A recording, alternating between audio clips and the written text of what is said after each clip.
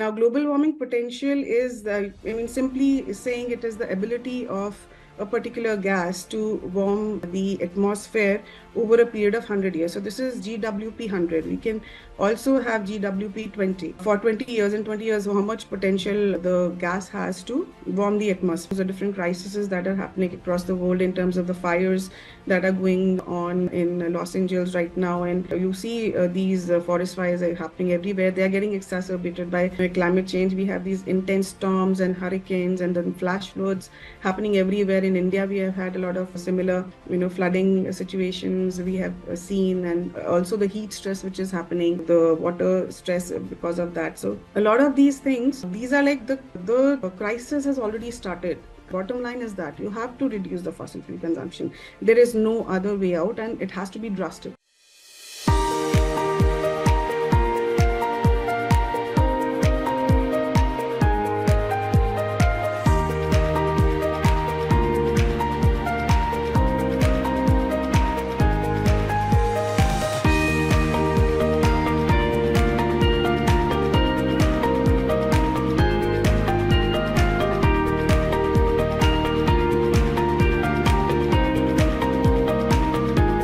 So the purpose of this talk is to give, you can say, a bird's eye view of the climate change phenomena and what we can do. So just trying to put together all of things together, connect the dots, and put forward a holistic perspective for understanding what is happening with respect to climate change, how our world is changing, and what are the dangers and the risks, and what is it that we have to do to mitigate those risks. So greenhouse gas effect, I would understand that most of us would know that what is greenhouse gas effect. So basically Earth is, of course, the sun rays fall upon it, and the sun rays are scattered by the white clouds that we have, the snow that is there on the Earth, by the Earth's surface itself, by the atmosphere, and but a lot of 20% of it is absorbed by the atmosphere and the clouds. Now, within the atmosphere, there are gases which are doing the job of absorbing the sun rays, the infrared rays, and warming up the Earth's atmosphere. What are those gases? How this this blanket effect? The greenhouse effect is essentially a blanket effect. There is a blanket around the Earth. This greenhouse effect is very important for survival of humans on the Earth, because if those gases will not be there, the natural gases that exist, carbon dioxide being predominant, then there will be drastic reduction in the average temperature of the Earth, and the environment will become very inhospitable for human existence. So for our survival in the evolution of life, greenhouse gas effect has played a very crucial role. But what has happened since the industrial era began, we started digging out the fossil fuels from Earth in terms of coal. It started with coal, then petroleum, then we had the steam engine, which really accelerated the extraction of these fossil fuels till now, like trapped within the Earth since millions of years. And suddenly, 1.5 century earlier, human beings started like crazily extracting all these fossil fuels from the Earth's surface. So all that carbon, the organic carbon, the coal and the petroleum have been formed by plants and animals, forests buried into the crust over millennium, and suddenly all of it was getting dug out of the Earth's crust and was getting burned, and all of it was leading to creation of a lot of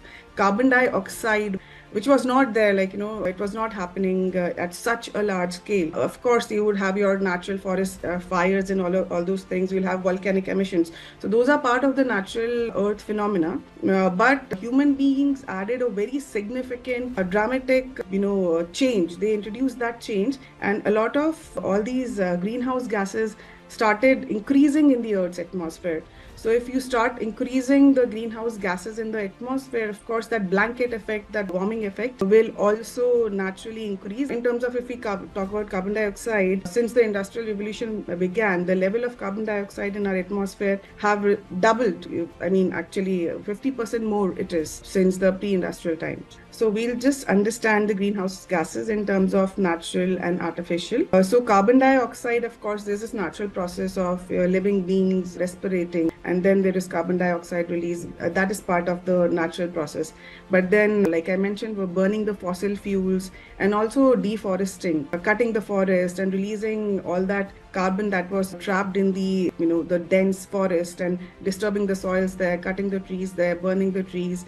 and the way also, newer areas are getting captured, forests are being cut, they are being used to do agriculture. So the soil which was capturing carbon, the organic carbon, till now it is getting disrupted. So that is also releasing carbon dioxide and also methane.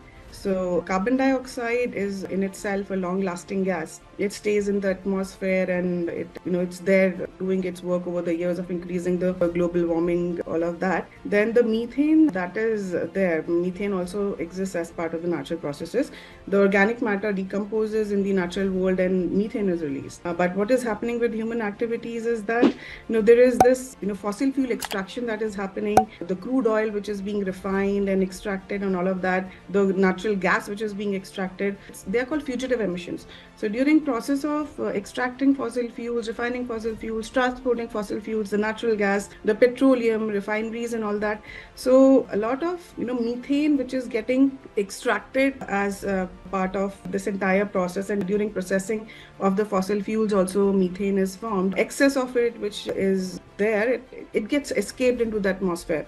So people do not talk about it. It is sort of a controversial subject, but now more and more activists, people are coming up, technologies are there to actually see that at the site of extracting fossil fuels, at the site of refining, how methane is actually getting released. So it is ideally they're supposed to not release the methane, they're supposed to burn it so that from methane it turns into carbon dioxide. So methane is a much more harmful, it's sort of dangerous gas in terms of global warming potential that it has. So the idea is that even during extraction of fossil fuels, refining process and everything, you're supposed to try and minimize the methane escaping into the atmosphere. And also if there is, this certain leakages happening, you're supposed to sort of burn it there, flare the gases there so that it turns into carbon dioxide, which is less harmful. And of course, the organic matter which is there in our landfills, we all have organic waste generated in our kitchens, which can easily be, turned into a compost using bacteria and other catalysts and everything. And then it will be an aerobic composting, and it'll lead to, releasing of carbon dioxide in water. But what is happening is that our kitchen waste is going into the landfills, it is getting dumped there, and it's not getting enough oxygen. So anaerobic decomposition happens, and there in the landfills it is generating methane. So the problem could have been solved at the household level, at the institution level where the waste is getting generated.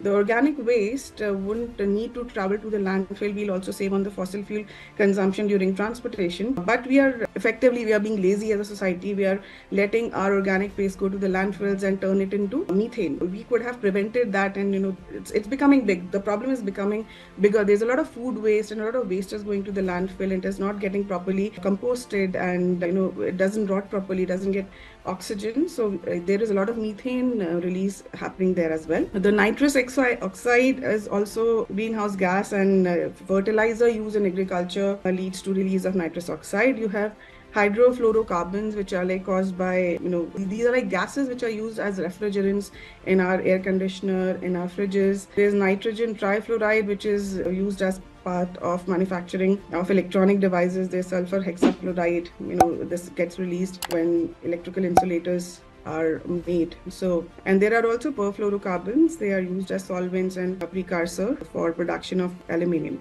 Is another very important component of the greenhouse gases, which is the water vapor. So water vapor has a lot of potential to trap heat. So wherever, you would notice in the summers and when there's a lot of humidity, the overall effect of you feel is much more. The heat stress you feel is much more because the water vapor in the atmosphere is trapping more heat. Now, water vapor is not counted amongst the regular greenhouse gas because a lot of water vapor is of natural origin, and the water vapor is also not a permanent, gas in the atmosphere. Though if you take at a minimum level, there's always a minimum level of water vapor in the atmosphere, but whatever is getting, from water to gas, it is getting converted, it comes back as water or snow. So there's a cycle. So it's not there permanently in the atmosphere, and it is also difficult to really quantify that where the water vapor is getting formed because of just the human intervention and all. So it is not counted as a greenhouse gas typically, but it also has a warming effect. And what is happening that because of the carbon dioxide, methane, etc., the global warming effect that is happening, which is increasing the average temperature of the our surface of our atmosphere. So the atmosphere's capacity to hold the water vapor is increasing. More and more water is getting vaporized, and the atmosphere's capacity to hold that water vapor is also increasing. And that water vapor in the atmosphere, that incremental water vapor in the atmosphere, is further increasing the the emissions. We'll just see that more, but here we are just talking about the greenhouse gases that were there in terms of carbon dioxide. You can see the global, what is global warming potential. Now global warming potential is simply saying it is the ability of a particular gas to warm the atmosphere over a period of 100 years. So this is GWP 100. We can also have GWP 20. For 20 years, in 20 years, how much potential the gas has to warm the atmosphere. Now we have this benchmark of carbon dioxide as one. So carbon dioxide's global warming potential is considered one. And then the other gases, you can see their global warming potential is a comparison to carbon dioxide. So for example, methane is 28 times more potent at increasing the global warming effect compared to carbon dioxide. With nitrous oxide, it is furthermore, it is 265. You have sulfur hexafluoride at 23,000, and you have nitrogen trifluoride at 16,000. So these are very astounding numbers. But what matters here is carbon dioxide and methane, because they are the most voluminous. The amount of these gases is more. And relatively, nitrous oxide is less prevalent in the atmosphere, and also these sulfur hexafluoride, perfluorocarbons, hydrofluorocarbons, they are also very minimal there in the quantity in the atmosphere, and the way they're getting released into the atmosphere, the quantity is very minimal. So relatively, if we talk about the bigger picture, is carbon dioxide and methane and nitrous oxide are the three main gases that we have to worry about. That doesn't mean that we do not worry about the other artificial sulfur hexafluoride, nitrogen trifluoride, all these perfluorocarbons that man has made. So we have to minimize their release also into the atmosphere, because the sheer power they have in terms of exacerbating the global warming is quite a bit. Yeah, so the water vapor and the greenhouse effect, it's not a permanent gas like I mentioned earlier, and of course it returns from the atmosphere, it returns to land in terms of water and snow, and then goes back again. So it does not qualify as a typical greenhouse gas. Carbon dioxide, once released into the atmosphere, it will stay in the atmosphere. Methane, once released into the atmosphere, it will stay in the atmosphere. Other artificial gases, carbons, etc., once released into the atmosphere, will stay there and will continue over the years to exacerbate the global warming. But it's not like that with water vapor. So water vapor is a secondary sort of, you can say, greenhouse gas. If the global warming is getting increased by all those 7 greenhouse gases, the water vapor is going to follow, and it will also increase in quantity, and then of course it will create that positive feedback loop of increasing global warming, and then further again more water vapor gets absorbed. So there's more water vapor in the atmosphere, and it also results in all those calamities like excessive rain somewhere. And once due to this extra heat in a particular area, a lot of water vapor from the soil goes into the atmosphere, the soil becomes very dry, and if there is rainfall also on that dry land, because it is so dry, it becomes impervious to water, and instead of the water getting absorbed into the surface and going to the water table, it runs off to the rivers and the ocean. So then another sort of a problem arises in terms of inadequate recharge of the groundwater resources and water vapor. I mean, increasingly over the years, and I'm based in Gurgaon, and during the summer we have this phase of a lot of humidity and a lot of heat, and you feel like you're in, and there's no wind, and you feel like you are in, even though the temperature doesn't reach as much high, but just because there's so much of humidity in the atmosphere, the heat stress is a lot, and that is really reaching dangerous levels these days. Now, this is a very important graphic. Really grateful for the entity which created it, and we should take a very good look at it. So, this thing of why fossil fuels are blamed for the global warming crisis that we are facing today. We can clearly see that energy energy in the form of your coal, your petroleum, these fossil fuels. It accounts for electricity, of course. It gets turns into electricity. All of this is, causing 73.2 percentage of your emissions world over. This is energy is the source of more than 70% of your emissions. This is for shown for the year 2016, but more or less the pattern holds. So more than 70% of our emissions are due to a lot of this fossil fuel usage across which sectors? Energy use in industry. Our industry is using energy, which is and it is 24.2% here, you can see that. Then in transportation sector, the fossil fuel usage, burning of fossil fuels and everything, that is leading to 16.2% of emissions. Then energy use in buildings, our residences, our offices, our factories, our malls. So there 17.5% of energy is getting utilized. And then there's this category called unallocated fuel combustion happening at miscellaneous places, which is 7.8%. Fugitive emission from energy production, 5.8%. So this is significant. This is what I talked about earlier, that while, natural gases and petroleum and all of these are being extracted and then they are getting refined into further different products, there is fugitive emissions of methane primarily. And yeah, so that is quite significant. 5.8% is a huge number for just one category of emissions. Then there is energy usage in our agriculture and fishing, the diesel gensets that are used typically in India, you can see, and in other countries also, they would be like grid electricity based irrigation that would be happening. And fishing, a lot of fuel is burnt in fishing vessels. So 1.7% is usages because of that. And then you have, in terms of industry, there are certain industries like cement and chemical industries which release a lot of, as process emissions. It's a process emission. So when cement is made, there will be fuel which will be burnt to make the cement, and there'll be carbon dioxide released because of that. But as part of the cement formation process itself, in the chemical reaction that happens for cement formation, again, carbon dioxide is going to be released. Similarly, chemicals industry, as part of their process itself, methane and other nitrous oxide and carbon dioxide, all these gases will be formed as part of the process and they'll be released into the atmosphere as greenhouse gases. Then the waste, the landfill waste, 1.9%, the landfills world over, a lot of organic matter there and without oxygen, in anaerobic composting happening there, and it is getting turned into methane, which is a very dangerous gas. So just another, with respect to methane, we saw the global warming potential. It is 23% compared to carbon dioxide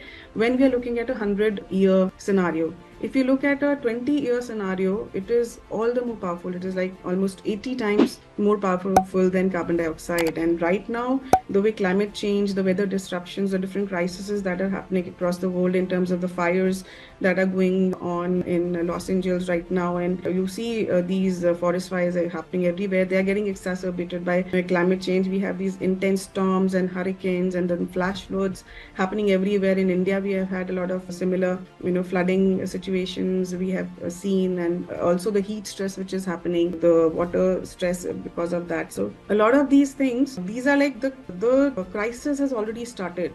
And in terms of global warming potential, methane becomes all the more, it's just something to be, I would actually use the word scared of, that, in 20-year scenario, how, if we do not take care of methane, which is a powerful greenhouse gas, how it is going to change and, change the scenario much more in next 20 years.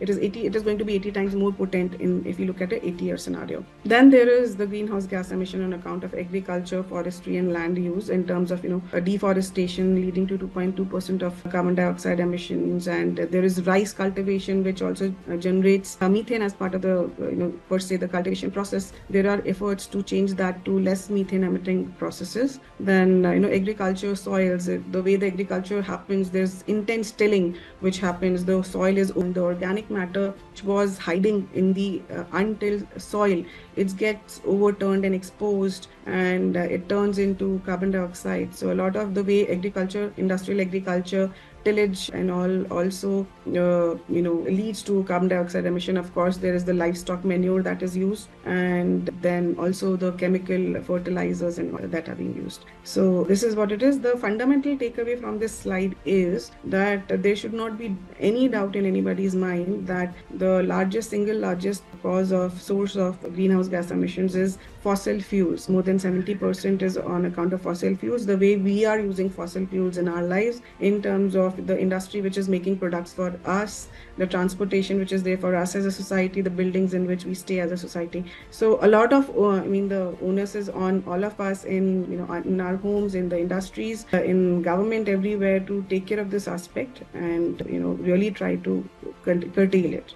Yeah, this is a very interesting slide we can take a look at, and emissions database for global atmospheric research. And you can see how the various sectors in terms of power and industry, when you compare to 1990 to 2023, 96%, almost doubling of emissions is happening here. And you can see from 2005, it is 36%, and from 2022 in 1 year, 2%. So it's like the change is accelerating. So earlier the emissions were slow, now they are picking up pace, they are becoming faster. So what is paradox and what is an irony and sort of a puzzle to solve, that our technology is getting better. We have more energy efficient vehicles, we have more energy efficiency related technology for the industry. So everything is becoming more energy efficient, but I'm forgetting the name of the phenomena. But the point is that the more efficient you become, the idea is that you become efficient to avoid wastage, reduce the usage, conserve the resource. But ironically, what happens is that more efficient technologies that are available, they drive more and more usage of that same resource. So you are in a sort of a paradoxical situation that you were working on technologies to conserve the resource. Now those energy efficient technologies are encouraging everyone, and they're becoming cost efficient also, and everyone is using those technologies. So net effect is that the resource is getting utilized more. So this is also a very interesting problem to look at, because everyone, governments, businesses, everyone is we have LEDs now, and a lot of energy efficiency is there across the various aspects of life, but then more and more energy is getting consumed. Yeah, so and then the industrial combustion processes, similar trend. You can see how the increase is accelerating over the years across transport, fuel exploitation, agriculture. So yeah, now so in 2015, the governments came together and then signed this Paris Agreement, which aimed at limiting the global warming to 1.5 degrees Celsius when compared to the pre-industrial times. So why 1.5 degrees Celsius? Why not any other number? So it was assessed by the scientists, across the world, and they had come together. So the thing is that 1.5 degrees is the limit at which you can avoid a tipping point in terms of a lot of disasters, catastrophic disasters, which will happen across the board, and something we cannot even imagine now what will happen. So this is you can say the margin that we have, margin of safety we have. 1.5 degree, this is a number which is like a global surface temperature average over a long term. Now in last year, 2024 itself, we have exceeded that limit. We have exceeded 1.5 degree. In the short term, we have already exceeded, but the target is a long-term target, like over a decade, over 30 years time, the average temperature should be below this 1.5 degrees. So there is still hope, and there's the scientist community, there's a lot of urgency. The government's, of course, not showing as much urgency, and the businesses, apparently it looks like they are the least bothered, though of course there's a lot of declarations. But there is, it is related to the survival. The crises that we are seeing right now are only going to multiply. And things like there is permafrost around the Arctic Circle, there is Greenland, there is Russian Siberian region, there is the Canada, there's this big Arctic region in Canada. So there's around the North Pole, there's this big landmass that you have. It has permafrost basically. There's the ice cap, and then beyond that there is the permafrost, which is like frozen soil. So over thousands of years, that soil has stayed frozen, and all the organic material, plant material, animal material is there frozen in it. It is just like that, it's in that state itself. Now beyond 1.5 degree, that is going to start thawing. It has already started thawing, and all that organic matter is now getting released into the atmosphere. It is getting composted. There were methane reserves under the permafrost. They are getting released now because of thawing of the permafrost. The organic matter itself is getting composted aerobically, anaerobically, and it is leading to release of carbon dioxide and methane. So, and also the infrastructure, on that permafrost, on that permanent frozen ground, there were roads, there were bridges that were formed. So if you Google, you will see dramatic images of the roads getting sort of getting sinking into the ground. You have bridges which is like getting destroyed because of thawing of the permafrost. So if beyond 1.5 degrees, if the warming happens, then that is going to freeze a lot. Of course, there'll be because there'll be growth of vegetation because there'll be warmer temperatures. Some carbon will be captured, but net effect is going to be, negative in terms of the global warming potential. And how you can see the plant species, the productivity of plants, even the agricultural crops at higher temperature is going to reduce.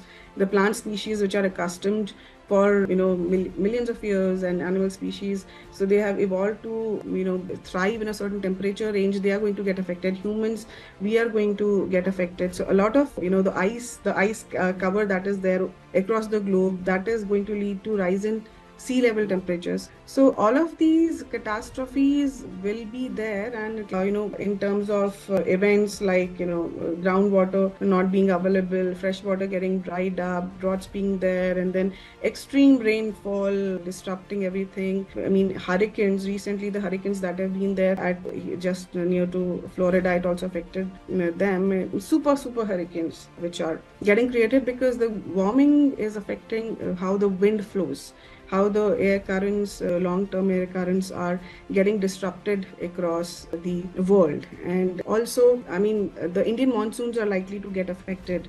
There's something called AMOC, anti-meridional overturning current. So you can Google about that. So what that leads to is, it's like, salt water rising up with warm water, and then it's like a heavy cold water coming down. So all of that circulation, overturning circulation, is responsible in some complex manner for the monsoons that we receive in India. And if that circulation gets disrupted, it will disrupt the wind flows across the world in such manner that the monsoons in India are going to get affected. So everything is so much interrelated. The earth systems are so much complex. We do not even understand the full complexity of it. We do not understand fully how human body functions. We do not understand fully how earth and its systems are working. We do not understand fully what our oceans are and how do they work and how do they support us. So we have progressed as a species. We have a lot of knowledge. We are advancing. We are making a lot of technological innovations, researching more, and new knowledge is getting uncovered. But the more and more we know, we are the realization is that there is a lot more to know, and we do not understand everything. So the models that we had for prediction in terms of this much should have been the warming by this time, even those are like failing in terms of there are new things we are discovering. Oh, we did not account for this, or we did not account for that. And also what we had predicted, the warming and is happening faster than that. The glaciers are melting faster than what we had predicted. The ice caps are melting faster than what we had predicted. So we have a limitation. So there's a lot of model risk that is there, that we do not know everything. And so it is better to be cautious. We've already touched 1.5 degree level in 2024. As of now, it is like 1.6 degree, but there is still time that if drastic action is taken in next decade to reverse this trend by reducing the fossil fuel consumption. Bottom line is that you have to reduce the fossil fuel consumption. There is no other way out, and it has to be drastic reduction. So then we can avoid those catastrophic warming. At 2 degree also, it is not going to be comfortable. There is, if the business as usual, the current scenario, the pace of fossil fuel consumption goes as it is right now without any change, we are headed for 3 to 4 degrees of warming. So, just imagine that, 26 degrees is a comfortable temperature that we can use for air conditioners at our homes. 30 degree, you can understand what's the difference. That's 26 to 30 degrees, and just multiply that across the globe. And it's an average we are talking about. It's not going to be uniform 4 degrees everywhere. It is going to be maybe even 10 degrees at a place, and maybe a little bit lesser at some place. And there'll be extreme, points of temperature rise, heat stress, and of course, and in some areas it will lead to extreme cold waves also. So there'll be a lot of imbalances. So within the average number that we are going to talk about, there's going to be a lot of turbulence, and we have no idea that what's going to happen and what kind of disaster we are going to face. I mean, we are actually sort of clueless to a very large extent. We have certain predictions, but the way things are progressing, things are moving, change is happening faster. It is asymptotic. It is accelerating. So we can expect that it is going to be very bad. So the safety is that we just reverse all that. We have realized what's happening. Now we should just, without any further delay, at every level, whether it is at individual level, the community level, the business level, the government's level, it has to be, the efforts need to be taken. And of course, I believe that it is going to be, citizens and hopefully active politicians and businesses who are there. They're always a small set, majority is not going to be even aware of. But if the people make their own efforts and the people in the right places do the right things, they can make the majority do the right thing.